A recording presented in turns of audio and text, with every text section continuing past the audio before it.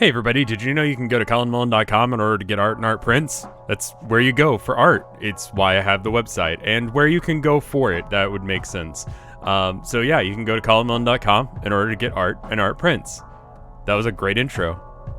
So hey everybody, doing something a little bit different this time. Obviously we're all dealing with the situation that's going on, and so I figured I'd paint something along those lines about how I'm feeling about it, how the world is dealing with it, trying to be more open about how I feel about my paintings or what they're about. So, generally speaking, and vaguely speaking, which I think is the best we're going to be able to do for the next little bit, that is how, or what this one is about.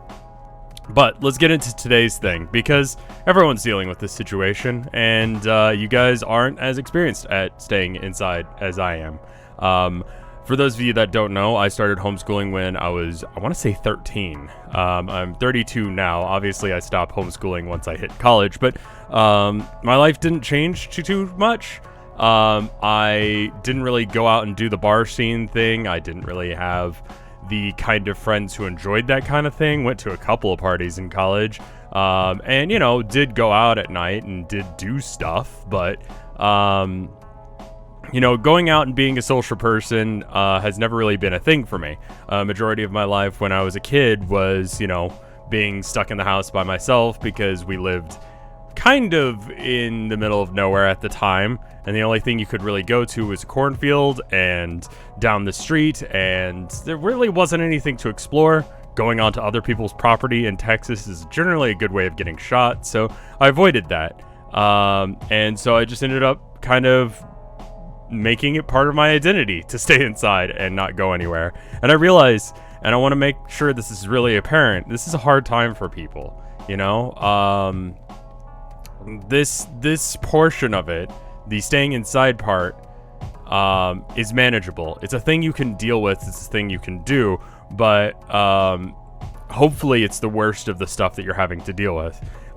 Remember to think about those who are dealing with much worse situations, who are, you know, immunocompromised or are out of work because of this situation, and try and keep them in your thoughts, and just overall just be good to each other and be forgiving of each other, and try and do your best for everyone else around you.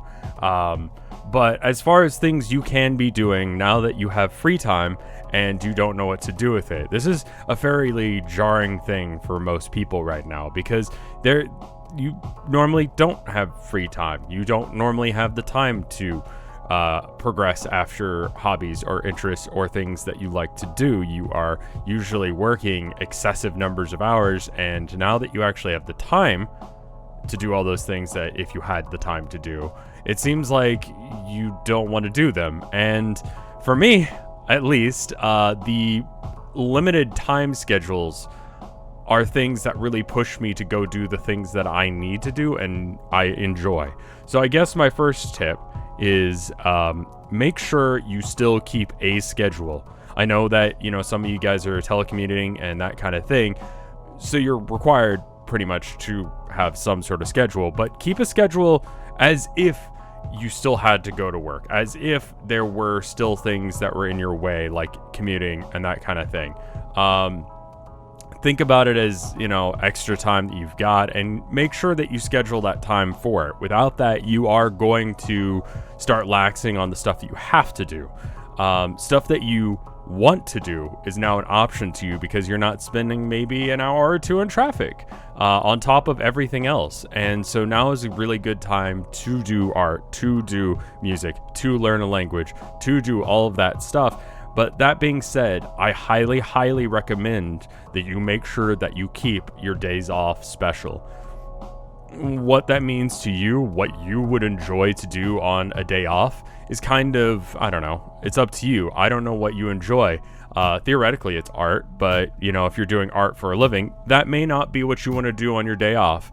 I can understand that. The critical thing is to make sure that you can keep track of the days of the week by just having them be different, because when days start to bleed together, that's when, like, things start getting really monotonous, and that's when things start getting to be weird. Today is Sunday. I know that that is a weird thing to say. It's Sunday if you're watching this when it comes out anyway. What are you doing that's special about Sunday as opposed to Monday and Saturday? A workout regimen that separates days individually, maybe leg days on some days and upper body on the others. If I knew how to work out, I'd give you recommendations on how to do those things. That kind of thing. You need to be able to have, like, this is the day that I go clean this portion of the house. This is the day that I go play board games. This is the time of day that I do such and such. Scheduling out activities as not only hourly things, but also daily things. So that way you go, today I need to clean the bathroom, or today I need to go play music, or today is leg day. That means it's Wednesday, whatever. When you start to have days that are different to each other, when you start to be able to recognize how they're different to each other, you're going to have a much, much better time, and it's going to start to seem, I don't want to say normal, because I don't think we should make this normal, and I don't think it should be normal for me, but that is something I highly recommend. Don't spend all day doing one activity. Don't spend all day working. Just because you don't have to spend the 2 hours commuting does not mean that you should be spending those 2 hours instead working. That time could be better served elsewhere, and you're just now aware of how much time is elapsing, and just the, I don't know, day-to-day mundaneness of it, and breaking it up by doing stuff is the way to get around it.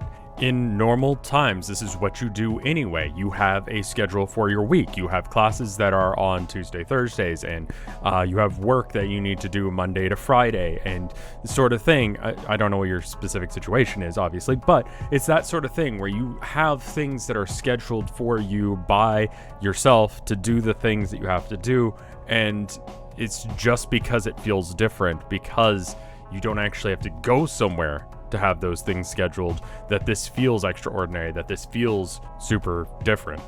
You may not be feeling it, but right now is a very, very hard time for you mentally. There's a lot of scary stuff going on in the media. There's a lot of scary stuff being shared and said by different people. You may not be processing it correctly. You may not be thinking about how you're processing it, and you may be dealing with that stress without even realizing it. Your sleep schedule may be getting messed up by this, and this is all the more reason that you need to have that schedule, and you should try and communicate with other people that you know, go send a message to so-and-so, install Discord and have regular hangouts with friends via the internet.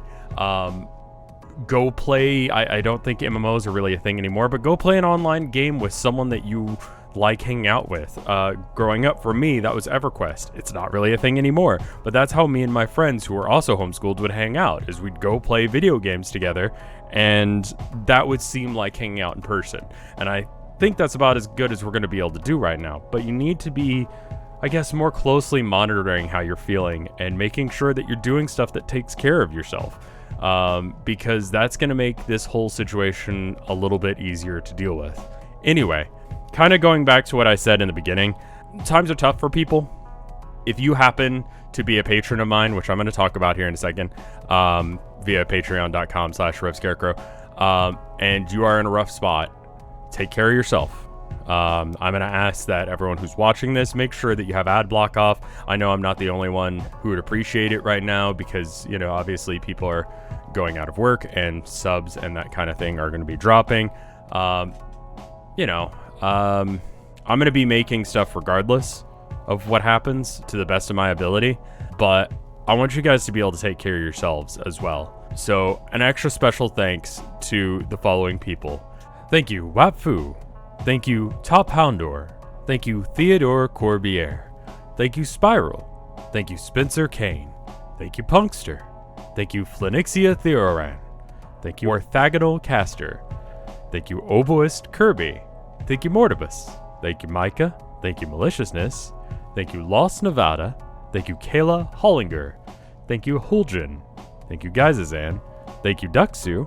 Thank you, Chiptune Glitch. Thank you, Cappy Rose. Thank you, Bubba Fair. Thank you, Bep. Thank you, Andy. Thank you, Amber. And thank you, Ants! I know for sure that my neighbors are next door, and it's early enough in the morning that was probably really annoying. But regardless, thank you to all the people who are on the $5 tier or more, or just are on Patreon supporting me right now through all this. If you have recommendations of hobbies that you like to do, things that you are using to break up your day and make sure that it doesn't seem like just another day, leave them down in the comments.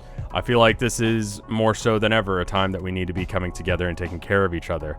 And me making stuff and you guys being nice to each other is the ways that that's happening, I think.